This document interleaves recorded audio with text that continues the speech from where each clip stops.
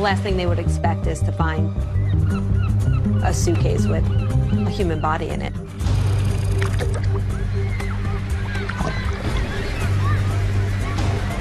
The big question is, how the hell did he get there?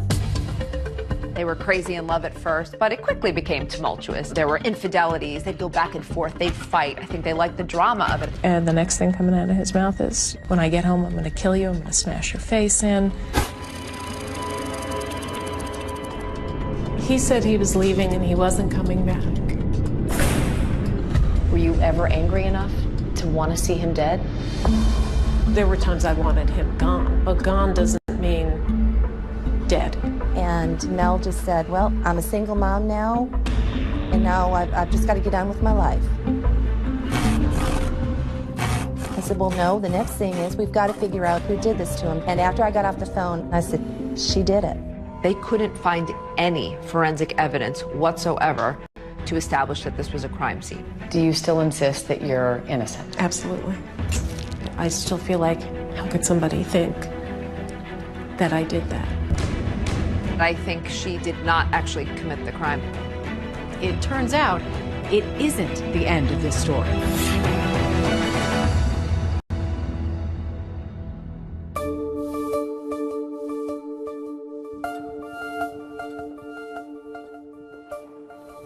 My name is Megan Sachs. I'm a criminologist at Fairleigh Dickinson University. In simplest terms, criminology is the scientific study of what causes crime and how the criminal justice system responds to crime. I've written about 25 true crime books over the years, and I think Melanie Maguire's is perhaps one of the most interesting ones and baffling. This is Melanie Maguire, arrested today minutes after dropping off her children at daycare. Melanie Maguire, a New Jersey nurse, was accused of killing her husband, cutting up his body and throwing it into the Chesapeake Bay. In 2007, what was being called the suitcase murder trial was generating an enormous amount of media attention, not just in New Jersey, but all across the country. 3 bizarre discoveries, 3 separate suitcases, all containing human remains. The woman who was on trial for her very life. She says the real truth behind the crime has never been revealed. With no history of violence and no apparent motive for murder, could she really have done it? She was this beautiful young nurse, and they were this seemingly normal middle-class couple, and the murder happened in such a grisly way. The idea that this beautiful nurse could have actually killed her husband and then cut him up is just incredible. Of course, there were the salacious aspects. Mrs. Maguire is a registered nurse, and prosecutors say she had an affair with a doctor. She didn't fit the profile, I guess, of a murderer. Over the years, students and colleagues of ours have come to me and said, you know, Melanie Maguire proclaims her innocence and would love to tell her story. I started thinking, oh, maybe there is a little more to this case than what you just see on the surface. And then the idea of a podcast came up, and I was all in. On Direct Appeal, we examine the murder conviction of Melanie Maguire following a highly publicized trial. Looking at the evidence that was presented and the evidence that may have seemed insignificant at the time, we form our own conclusion about Melanie's guilt. We here at ABC have our own history with the Melanie Maguire case. Back in 2007, ABC's Cynthia McFadden had the first on-camera interview with the mother of 2 on trial for murdering her husband. Who is the Melanie Maguire you hope the jury knows? The one who tried to take care of everybody, who didn't make the smartest decisions, but admitted to those mistakes to the people she trusted most, but did not admit what she's accused of. I have been incarcerated for 12 and a half, going on 13 years now. Do you still insist that you're innocent? Absolutely. You're sitting here a wrongfully convicted person. Correct. Absolutely. And what have those years been like? I tell people it's not as bad as you think in some ways, and it's so much worse than I could ever articulate in others. After all these years, I still feel hurt. I still feel bothered. I still feel like, how could somebody think that I did that? This whole saga begins on May 5th, 2004, with an odd discovery in Virginia Beach.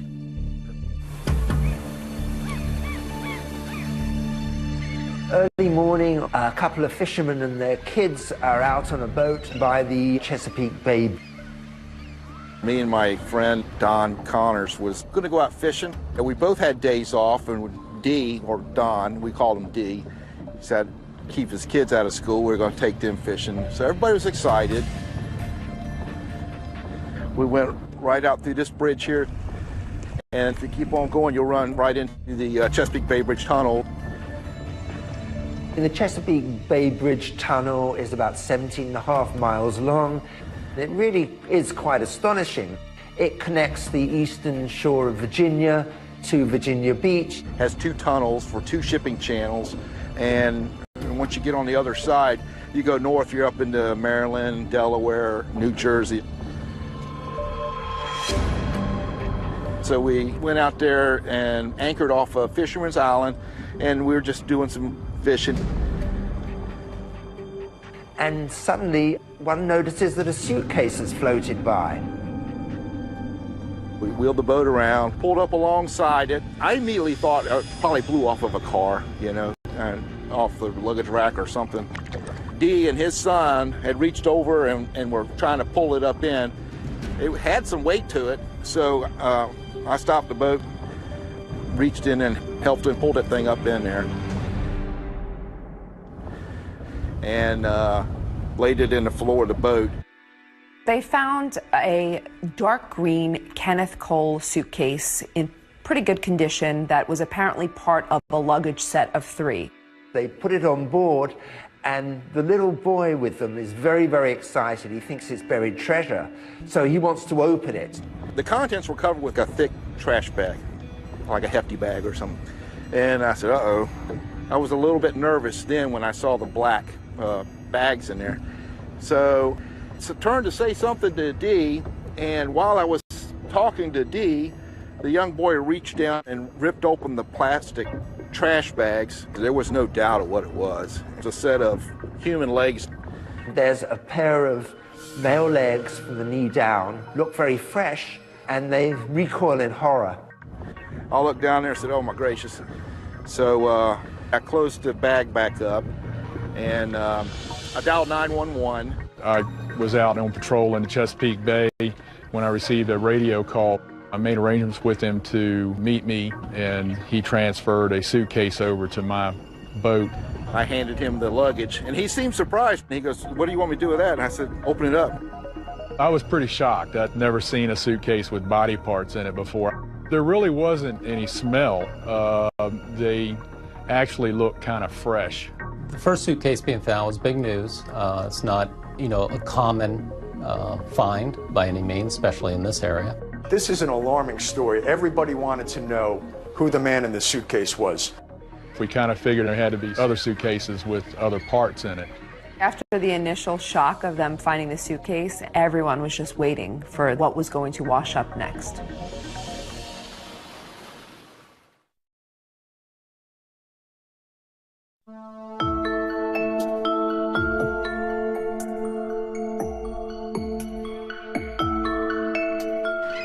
Chesapeake Bay area, there's a lot of boaters, there are bird watchers, there's Fisherman's Island, a nature sanctuary. This is really kind of a tourist, a fun area. People are going there to relax or going with their families. The last thing they would expect is to find a suitcase with a human body in it. It was the start of the summer tourist season, which is huge for Virginia Beach, and getting that kind of negative publicity of bodies washing up in suitcases was something they did not need. 6 days later, the student was on Fisherman's Island in the middle of the Chesapeake Bay, which is a nature preserve.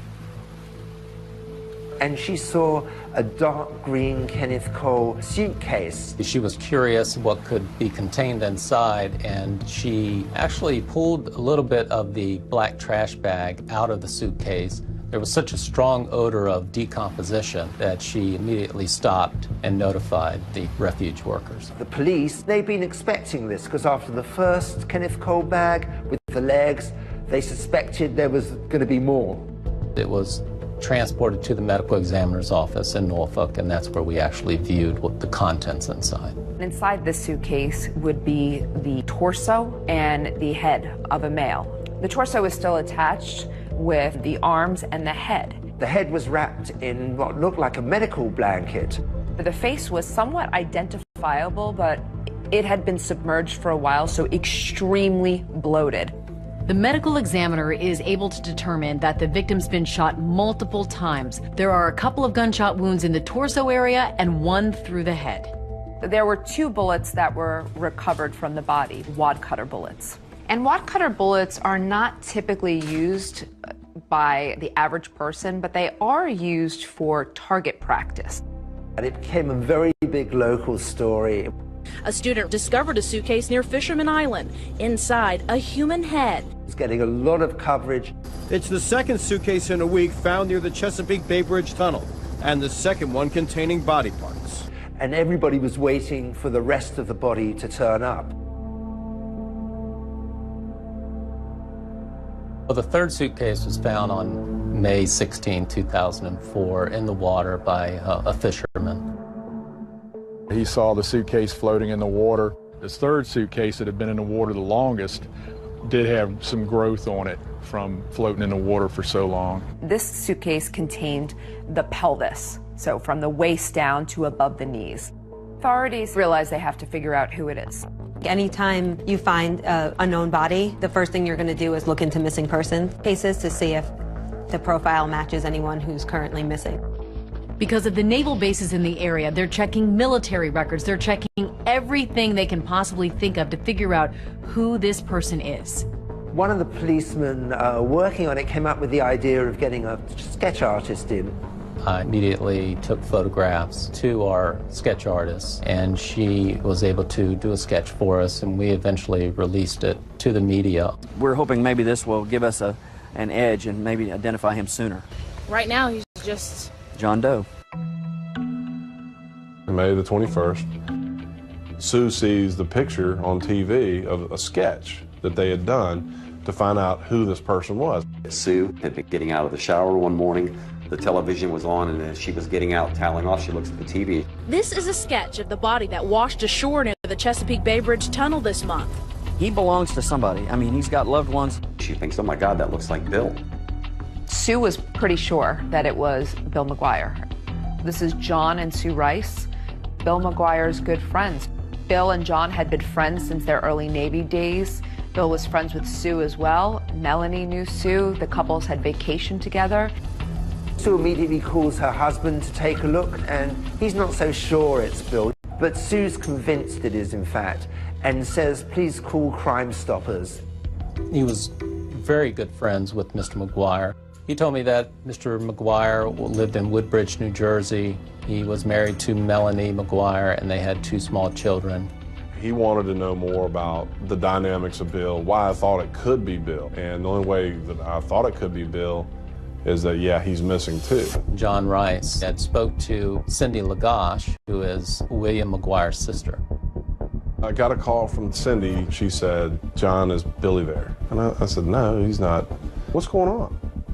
And she said, well, Bill and Melanie got in an argument and he left and he hadn't been heard from. He said he was leaving and he wasn't coming back. My husband was full of bluster when it came to stuff like that. He would say things like that all the time. I didn't actually believe it was the last time I was ever going to see my husband. William McGuire had, in fact, vanished. Mr. Rice and his wife, Mrs. Rice, eventually agreed to come down to the police department in Virginia Beach and view some photos. Bill had a little red mark right here, and that's what I kept zoning in on when I saw the picture. That's exactly what I zoned in on. I mean, I've known Bill for 22 years. I kept seeing that, and I was pretty certain that it was Bill. Once we had a name and approximate age, we ran him through our computer system. He ran a check on Bill McGuire, and he found that McGuire had been arrested in Virginia for a reckless driving charge in the 1980s. His fingerprints were on file already, which made it a lot easier, and they're very quickly able to confirm that the fingerprints matched. The man in the suitcases was identified as 39-year-old William McGuire of Woodbridge, New Jersey. So according to Melanie, she just thinks her husband is missing, but she is about to get the news that will change her life forever. And he said, "I'm sorry to tell you, ma'am, that William is deceased." And I just burst into tears. Now they've solved the mystery of who the man in the suitcase is. The big question is, how the hell did he get there?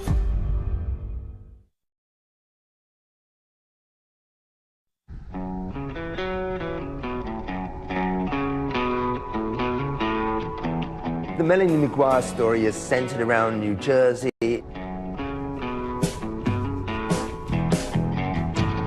They lived in the working class part of New Jersey where The Sopranos took place, which was perhaps the hottest show at the time.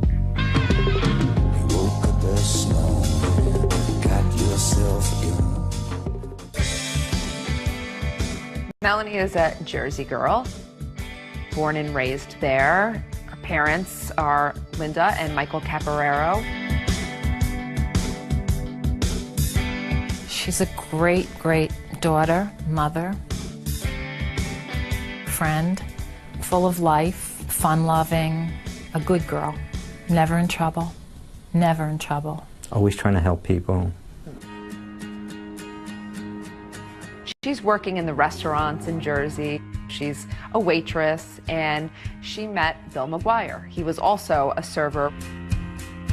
Bill was known as the rude waiter because he would speed people up in a jocular way, but they loved it, and they would ask for the rude waiter. What was he like? Funny, clever. He had a big heart when he wanted to. He wanted all the right things. He was very, very loyal. He was a tremendous friend. When I first met Bill, I didn't know what to make of him because he was really a practical joker and whatnot, and I thought, well, this guy could probably get on somebody's nerves with all this. But he was so funny, he just kind of overcame whatever resistance you might have to him. Melanie was a fertility nurse when I met her. She's just so caring, so nurturing. She was working with women who were going through really tough times, trying to get pregnant. She was very compassionate, and her patients really loved her. What made you a good nurse? Type A personality. The way I looked at it, I was not going to be happy with anything less than the total comfort level of my patients. In 1998, Bill called John and I and told us that he wanted to bring Melanie down to meet us. Melanie, she's a really nice person to be around. Physically, she's beautiful. She's very smart. She had a lot of the same sense of humor that Bill had. When Bill was making jokes, Melanie would be right in there. He liked to razz people. She would razz him right back. He really was crazy about her.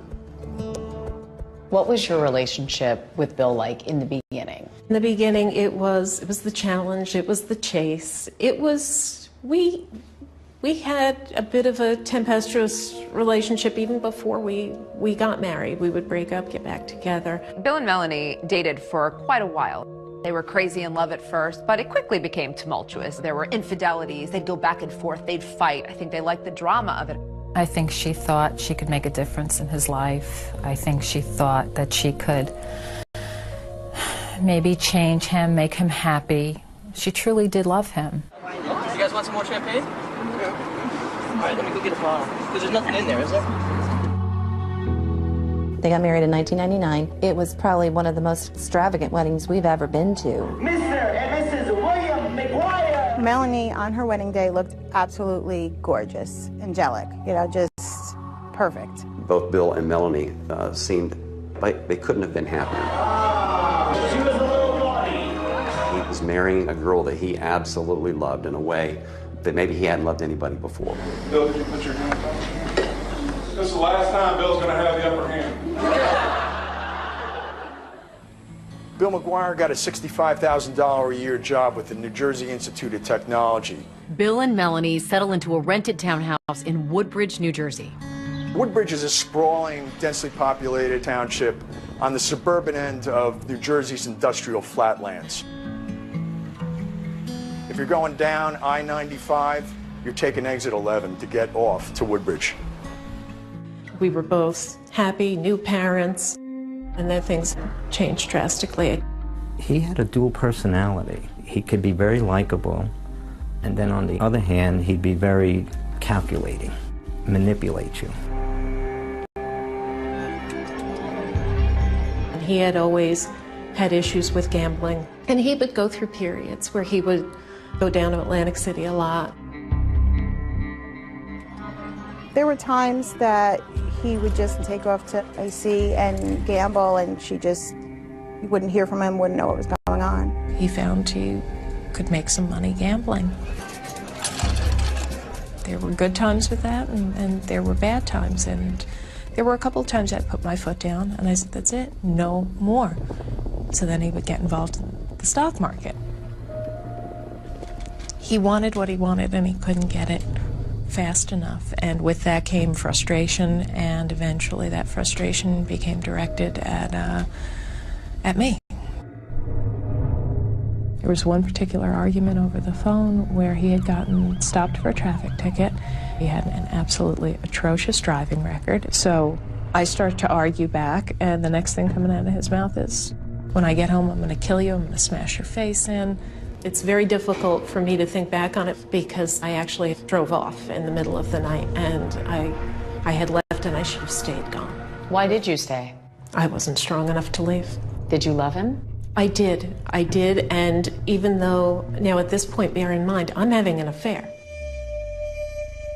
What appealed to you about Brad Miller? He was just very, very tender.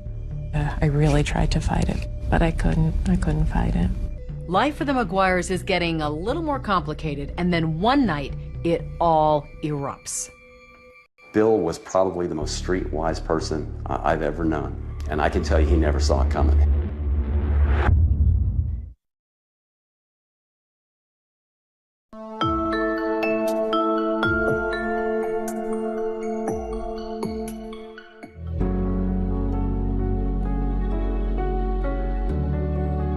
Melanie is loving, caring, funny, considerate. We just clicked right away, to the point that I asked her to be in my wedding when I got married. Love is always patient and kind. It is never jealous. Love is never boastful or conceited, and is not resentful. Love takes no pleasure in other people's sins, but delights in the truth. In June 2001, the McGuires were already married for a few years. And even though there was some friction in the marriage, Melanie McGuire decided to have another child. Little does her husband know just how ill-timed this pregnancy is. Not only is Melanie about to have their second child, she's also having an affair. Dr. Bradley Miller was a partner in RMA Associates, and Melanie was working as one of his nurses. He was so kind. I'd come back to my desk after a long meeting with a patient, and there'd be lunch sitting on my desk waiting for me. You know, there was always a little bit of flirtation, banter back and forth. Melanie was about 38 weeks pregnant, and things changed between her and Dr. Miller. I was about to go out on maternity leave, and I was sitting actually in his office at his desk. I just mentioned I have a pinched nerve in my neck, and he put his hands on my shoulders and started to rub my back. I really tried to fight it because this was not going to be good. This was not going to be good for anybody, but I couldn't fight it. After Melanie came back from maternity leave, she and Dr. Miller started a full-blown affair, and it seemed like they were falling in love with each other, although they were both married with young children. Shortly after my second son was born, that's when things began the final descent downhill, if you will.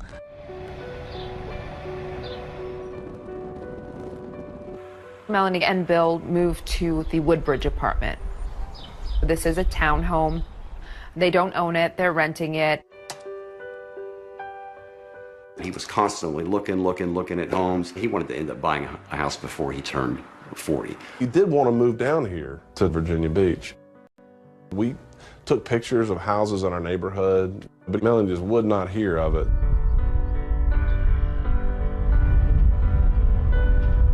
They ended up putting a really sizable deposit down on a very nice home in New Jersey. It was a very nice house. It had quite a bit of land. It was a $500,000 home.